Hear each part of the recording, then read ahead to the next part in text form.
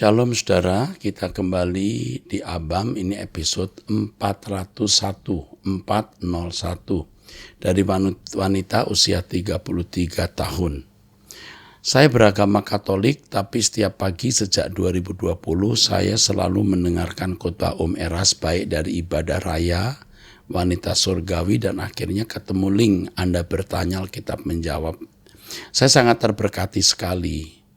Serta suami saya juga merasa saya mulai berubah dari yang dulunya mudah tersulut emosi menjadi lebih bisa menahan omongan. Terima kasih Om. Luar biasa. Saya memiliki kakak ipar perempuan Om, dia memang ada kepahitan dengan saya. Saya dibilang terlalu ikut campur dengan kehidupan pernikahannya dulu. Sebagai contoh, ketika almarhum papa saya masih hidup, kakak laki-laki dan ipar saya berencana melakukan honeymoon langsung setelah menikah. Tetapi almarhum papa bilang nanti aja tunggu ketika lebaran karena masih dalam periode bekerja. Kakak saya dulu posisinya kerja di kantor papa dan papa merasa nanti dulu aja honeymoonnya, buat apa buru-buru. Toh kakak saya masih belajar bekerja di perusahaan papa. Dan saya juga menyetujuinya. Saya bilang, iyalah jangan home-nya gitu ya. Saya sadar, Om, saya tidak seharusnya begitu dan saya sudah minta maaf dengan kakak ipar untuk hal ini. Tapi sampai sekarang apabila kakak ipar dan kakak saya berantem selalu diungkit hal itu. Kakak ipar saya dulu ketika masih tinggal satu atap dengan mama dan saya serta suami, seminggu bisa berantem teriak-teriak dengan kakak saya sebanyak 2-3 kali Om. Sekali berantem bisa 2-3 jam. Kakak saya pernah dicakar mukanya dan dirobek bajunya. Lalu kakak ipar setiap berantem langsung pulang ke rumah mamanya, kemudian 2-3 hari dijemput oleh kakak saya balik ke rumah kami seperti tidak ada apa-apa. Kakak ipar saya juga pernah maki-maki saya di telepon sampai 30 menit, menyalah-nyalahkan saya karena dulu saya tidak membookingkan make up buat dia ketika saya ada acara sangjit, ya, acara lamaran maksudnya, ya, betul. Kemudian dia menyumpahin anak saya yang nanggung dosa saya. Kakak ipar saya susah punya anak Om. Dia baru punya anak di usia 34 tahun, di usia pernikahan kelima, menggunakan bayi tabung. Kemudian anaknya lahir kurang sempurna sampai harus dirawat di NICU ya, NICU untuk anak-anak, ICU untuk anak-anak. Selama 1 bulan. Hati saya hancur Om ketika lihat keponakan saya penuh selang dirawat di NICU. Saya menyesal karena pernah menaruh dendam dan kesal dengan ipar saya. Sejak keponakan saya di NICU, saya berjanji ke Tuhan kalau saya nggak mau lagi dendam atau kesal ke ipar saya. Tapi tolong Tuhan sembuhkan dan angkat semua sakit keponakan saya. Saya akan terima apapun perlakuan ipar saya ke depannya, yang penting keponakan saya sehat Om. Akhirnya mujizat Tuhan terjadi Om, keponakan saya keluar di usia 1 bulan dari NICU dengan kondisi yang pulih, hampir sempurna, padahal profesor yang menanganinya juga tidak tahu itu kenapa. Yang saya mau tanyakan Om, kemarin ipar saya marah-marah lagi Om ke saya melalui WA Group, dan kakak saya bilang ipar saya marah karena saya kasih kado ulang tahun ke-1 untuk keponakan saya masih tertempel harga tidak dibungkus dan terlalu murah, hanya 200 ribuan, sampai dikira pemberian supir. Untuk perihal harga, saya memang salah Om. Karena saya sudah titip ke penjaga toko untuk melepas harga tapi tidak dilepas. Dan saya langsung kasih tanpa cek dulu. Lalu perihal murah, saya memang membelikan kado itu memikirkan ponakan saya usia 1 tahun. keperluan sensori motornya menggunakan mainan seperti apa. Bahkan saya belikan anak sendiri mainan serupa yang jauh lebih jelek dari yang saya belikan untuk keponakan saya. Kemudian kakak saya bilang saya harus minta maaf karena semua hal itu. Saya jujur awalnya kesal tapi saya berusaha untuk tidak marah dan teringat janji saya. Saya mau minta maaf Saya mau telepon ipar saya tapi dapat masukan dari orang di luar keluarga yang bilang saya konyol minta maaf untuk hal yang sangat duniawi. Justru kalau saya minta maaf itu akan membuat jiwa ipar saya semakin duniawi dan semena-mena. Sudah 3 hari saya gumuli ini betul-betul. Kira-kira saya harus minta maaf Minta maaf dengan ipar bukanlah hal sulit buat saya. Karena saya sudah bisa terima alasannya dan saya tahu saya salah karena tidak teliti.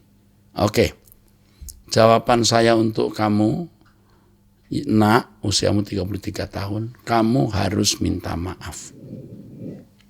Kamu minta maaf dengan satu catatan bahwa saya memang membelikan harga segitu karena ponakan masih umur 1 tahun, sensoriknya belum bisa. Tapi nanti kalau sudah umur lebih mungkin bisa saja kalau ada uang beli lebih mahal. Alasan itu harus kamu buat. Alasan itu harus kamu lakukan ya. Tapi bagaimanapun kamu minta maaf. Nah, ini menjadi pelajaran mahal untuk kamu. Wanita seperti ini sebenarnya wanita yang belum utuh jiwanya, belum lengkap, belum jadi. Kalau dia terus berlarut-larut memiliki manner seperti ini, sikap seperti ini, mungkin sampai tua dia tidak pernah jadi orang baik, bahkan cenderung menjadi jahat. Ya, prihatin ya punya kakak ipar seperti ini ya. Ya, saya tidak tahu mengapa kakakmu pilih wanita seperti ini. Ini dari satu sisi loh ya, saya kan tidak mendengar dari sisi dia. Jika benar demikian, ini orang seperti sakit, saudaraku. Ya, mengingat-ingat kesalahan, lalu kado harga 200.000, Anda bisa diomel-omelin, aduh ini orang sakit ya. Saya tidak tahu latar belakang keluarganya macam apa. Kepada semua saudara-saudara jangan jadi wanita seperti ini. Ya, enggak boleh, ya. Kepada yang nanya usia 33 tahun di Jakarta, kau minta maaf kepada dia dan jauhi urusan dengan dia. Kecuali Tuhan memang menggerakkan kamu untuk memberkati dia. Nanti Tuhan akan menjadikan kamu alat untuk mengubah dia. Jika Tuhan berkemurahan. Oke, kamu orang baik. Saya appreciate, saya salut. Kamu bisa berjanji kepada Tuhan untuk berubah, untuk mengampuni kakak iparmu demi ponakanmu. Kamu orang baik. Ikut terus di Truth ID dan doa bersama-sama dengan saya. Kita bersama-sama ke langit baru, bumi baru. Kamu anak Allah yang baik. Kiranya Tuhan membuat kamu bertumbuh terus. Ya, selalu di Truth ID dan berdoa bersama dengan saya. Tuhan melindungi kamu, nak. Tuhan pasti melindungi kamu. Menjagai kamu dan orang-orang yang kamu kasihi. Pertanyaan kedua dari ibu rumah tangga usia 45 tahun, usaha dan sudah menikah. Pak Eras di episode 376 ada menyinggung mengenai asuransi. Saya ingin membagi pengalaman saya. 9 tahun lalu saya pernah ditawari asuransi oleh teman akrab yang baru belajar asuransi. Karena teman kami tidak banyak bertanya dan percaya saja. Akhir cerita tahun lalu setelah 9 tahun didapati apa yang dijelaskan teman itu salah. Investasi kami ratusan juta habis semua. Setelah diselidiki ternyata dia mengambilkan kami manfaat yang double-double yang biayanya besar. yang mana dia sendiri tidak tahu. Dia sendiri bingung dan kami sangat dirugikan. Seandainya kami tahu, tentu kami tidak ambil manfaat yang macam-macam. Atasannya pun tidak menyampaikan rincian biayanya. Ada kenalan pernah kerja asuransi dan sudah keluar. Katanya tergantung agensinya saja, sebagaimana mereka kejam-kejamnya. Makin banyak nasabah membayar, makin besar bonusnya. Ada teman baru 2 tahun kerja asuransi, sudah beli mobil mewah dan dia biasa-biasa saja karena tidak tega. Ada teman, ya, ada temannya baru 2 tahun kerja asuransi sudah beli mobil mewah, temannya dia. Dan dia biasa-biasa saja karena tidak tega. Itu dari cerita yang saya dengar saja tanpa maksud menghakimi. Saya setuju asuransi itu perlu dan menunjukkan tanggung jawab kita, maka kita masuk asuransi demi anak-anak kita. Tapi intinya adalah sebagai agen. Hendaklah bekerja dengan hati, jangan hanya kejar target dan bonus. Dan transparanlah pada nasabah, karena asuransi tidak seperti membeli barang yang langsung berguna saat itu juga. Tetapi bertahun-tahun kemudian pertanggungjawabannya. Mana agen-agennya orang Kristen semua. Saya tidak menuntut teman saya yang tapi menyesali sudah percaya pada atasannya melalui dia. Semoga kita kerja menjadi berkat bagi orang lain.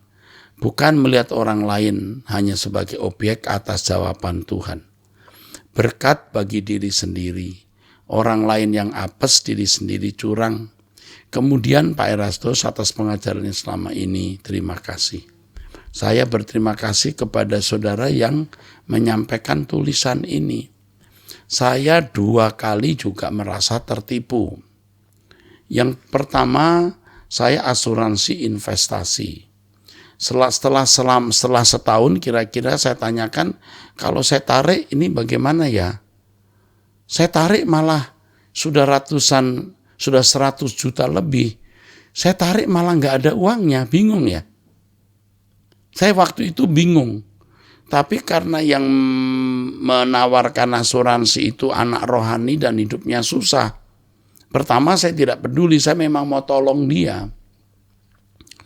Saya bayar tiap bulan 10 atau 15 juta, saya lupa. Jadi udah 100 juta lebih. Akhirnya malah kayak enggak ada uangnya, tinggal 10 juta atau berapa. Saya marah sebenarnya. Tapi saya simpan di hati, lalu saya katakan ambil dah. Saya tidak meneruskan lagi. Dia bilang, Pak memang belum bisa ini, nanti kalau sudah sekian tahun. Enggak usah. Saya ambil saja. Dia dapat 10 juta atau 9 juta gitu. Lalu saya kasih dia uangnya, kamu ambil saja. Itu yang pertama. Yang kedua, saya juga ditawari. Itu juga mengecewakan. Setelah jatuh temponya, katanya mau dapat duit sekian, setelah 7 tahun, uangnya bukannya tambah malah kurang jauh. Nah kalau tahu begini kan saya masukkan deposito. Jadi terima kasih untuk tulisan ini. Hati-hati kalau ikut asuransi. Ada memang asuransi investasi yang itu sangat terpengaruhi oleh naik turunnya saham. Jadi itu gambling. Mungkin tidak bermaksud mau menipu dari pihak asuransi. Tapi memang itu gambling dan janji-janji surga. Nah ini bahaya. Saya mengatakan begini bukan untuk mencela asuransi ya. Saya menyarankan saudara asuransi pendidikan. Seperti anak saya dulu asuransi pendidikan. Setelah sekian tahun kita mengambil uang untuk uang muka, uang sekolah, anak-anak gitu. Bisa. Ya, ada asuransi yang baik. Dan asuransilah di asuransi yang sudah ternama di dunia. Ya, sudah terpercaya. Dan mesti kenal dengan baik pihak asuransi. Ya, saya mengerti pada pihak asuransi kalau narik premi begitu mudah dan cepat, begitu kita minta jaminan sulit, saudara. Tunggu waktu sekian. Seperti yang tadi saya katakan, saya yang kedua kali sudah investasi kok malah uangnya jadi kurang banyak lagi.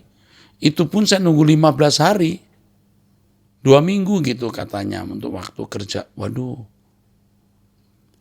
saya sebenarnya berat mengatakan ini pengalaman. Saya minta maaf kepada pihak asuransi. Mungkin penjelasan saya kurang tepat, tetapi itu yang saya alami. Saya mengatakan ini dengan ketulusan dan kejujuran, bukan mau mempersalahkan siapa-siapa. Saya setuju dengan penulis ini, pihak asuransi harus transparan, mengatakan untung ruginya dan seterusnya. Jangan janji-janji surganya supaya dia masuk asuransi dan akhirnya mengecewakan. Tapi sekali lagi asuransi bukan dosa. Ya, pihak asuransi, kalau ada anak-anak Allah yang kerja di asuransi, kerjalah dengan baik. Tuhan pasti memberkati, karena itu banyak membantu orang. Ya, hanya transparanlah, jangan mengakali orang, jangan tidak jujur. Oke. Pertanyaan ketiga, ibu rumah tangga usia 32 tahun. Salam Pak Eras, saya dari kecil sudah Kristen, tapi Tuhan benar-benar menjamah saya di tahun 2021 sekitar bulan Juli. Dan saya sangat terberkati oleh ajaran dan bimbingan Pak Eras. Saya selalu mengikuti tiap doa, pengajaran, dan ibadah yang diputar di Truth ID. Yang saya mau tanyakan Pak, hari Jumat saat ibadah doa malam, saya seperti dapat penglihatan. Saat itu saya melihat pakaian saya dan sejumlah orang berwarna abu-abu. Tapi makin terasa cengkeraman hadirat Tuhan, baju kami semua diubahkan putih bersih. Dalam penglihatan itu saya dengan jelas Bapak Eras memimpin dalam penyembahan kepada Tuhan dan semua tiarap memuji Tuhan. Apakah itu benar-benar dari Tuhan atau hanya imajinasi saya? Tapi saya rasakan sukacita yang tak terkira. Mohon pencerahannya karena saya belum pernah mengalami hal demikian. Maaf bila cerita saya terlalu panjang. Tuhan Yesus kiranya memberkati Pak Eras dan tim semua. Banyak nubuatan atau penglihatan itu karena aktivitas jiwa di bawah sadar, juga termasuk mimpi-mimpi. Tetapi memang ada penglihatan dan mimpi datang dari Tuhan. Dari hikmat marifat yang ada pada saya saat ini, saya menilai apa yang Anda alami itu dari Tuhan.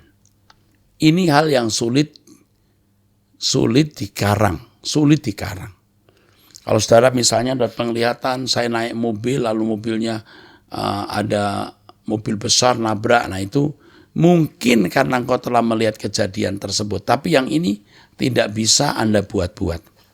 Menurut saya, ini penglihatan dari Tuhan dan ini positif.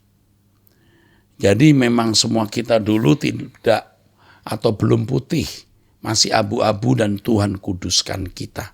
Ini benar. Semua tiarap, iya. Fisik kita berdiri tapi jiwa kita tiarap sujud. Benar. Saya mengimani dan merasa bahwa ini dari Tuhan.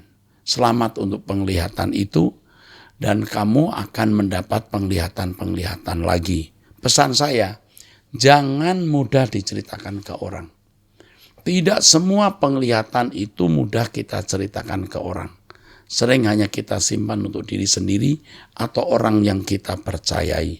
Saya menunggu kesaksianmu untuk penglihatan yang akan datang yang Tuhan akan berikan kepadamu.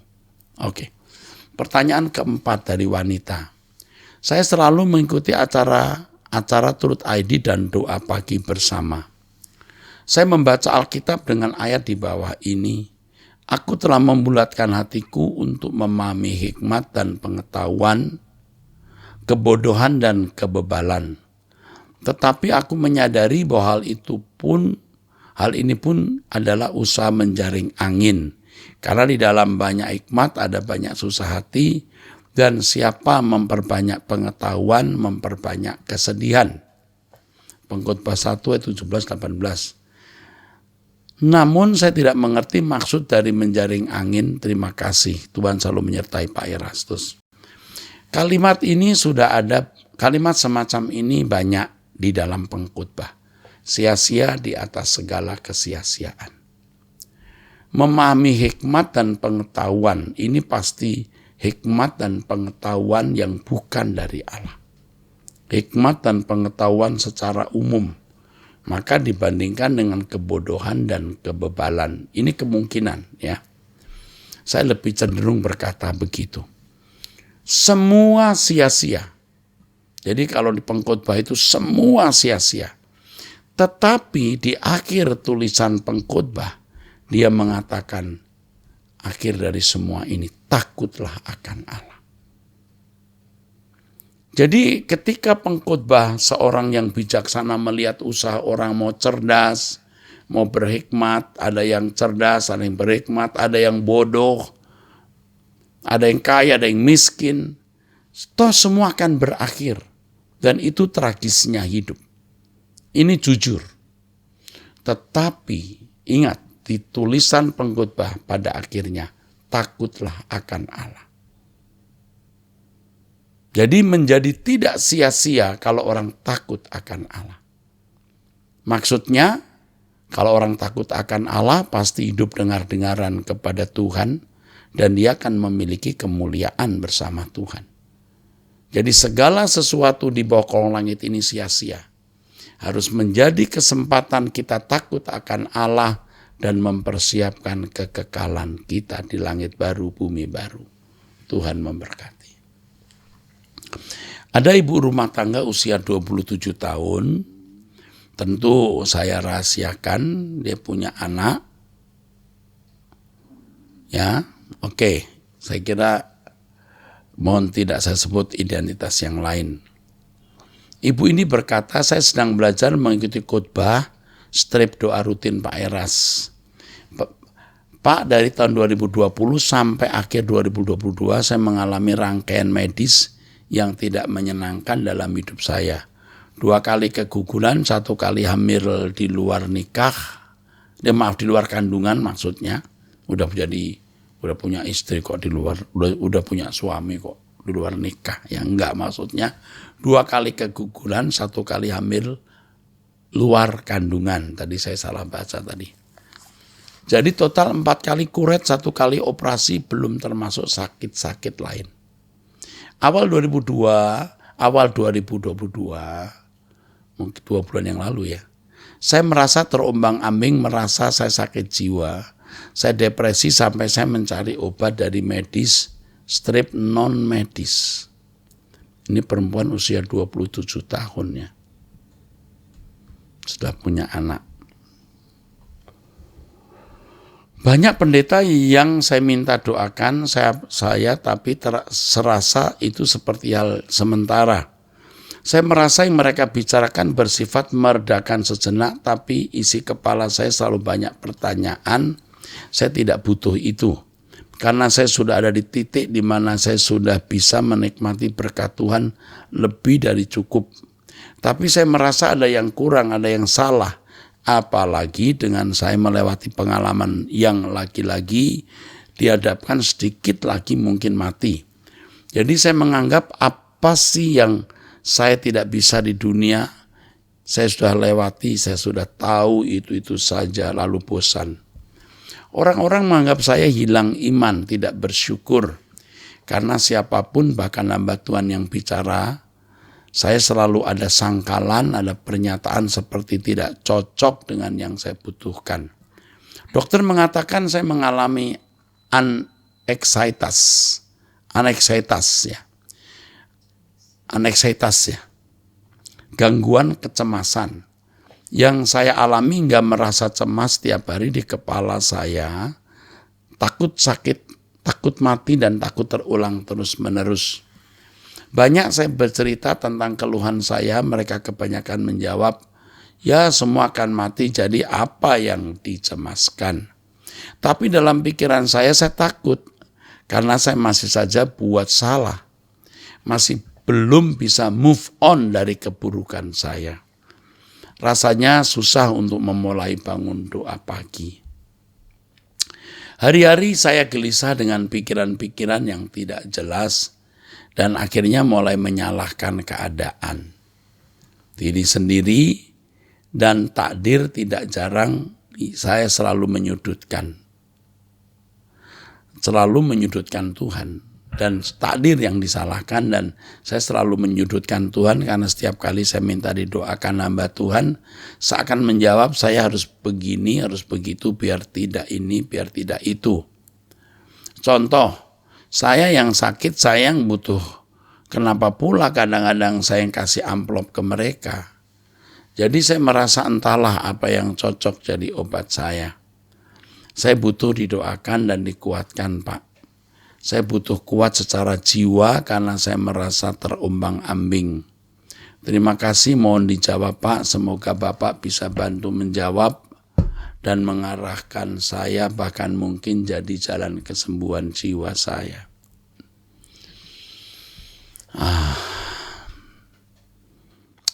Pasti masalah kamu ini kompleks, ya. Yang tidak kamu kemukakan di sini, ya. Selain masalah kuret dan lain-lain ini, pasti ada masalah-masalah lain yang tidak kamu kemukakan yang menambah beban pikiranmu. Menasihati orang seperti ini tidak mudah. Perlu percakapan yang panjang. Makanya saya akan menyuruh konselor saya menelpon wanita ini. Ya. Dan percaya bahwa ini strictly confidential. Sebab tidak saya sebutkan namanya. Ini masih muda ya, usia 27 tahun. Ya. Sebenarnya saya cukup mengatakan begini ya. Kalau memperhatikan khotbah-khotbah saya setiap kali dan doa bersama dengan tekun, Tuhan itu pasti berbicara. Kalau nasihat pendeta sudah tidak ada yang mempan, ya, bahkan nasihat-nasihat pendeta cenderung malah membuat ia bingung. Belum lagi tadi pendeta datang yang keluar amplop, ya kan, memberi uang, ini tambah frustasi, menambah tekanan. Coba teduh hatimu, sebab yang bisa meneduhkan kita itu diri kita sendiri. Ya. Jangan membuat sesuatu yang sebenarnya tidak kompleks, tidak rumit menjadi rumit atau kompleks.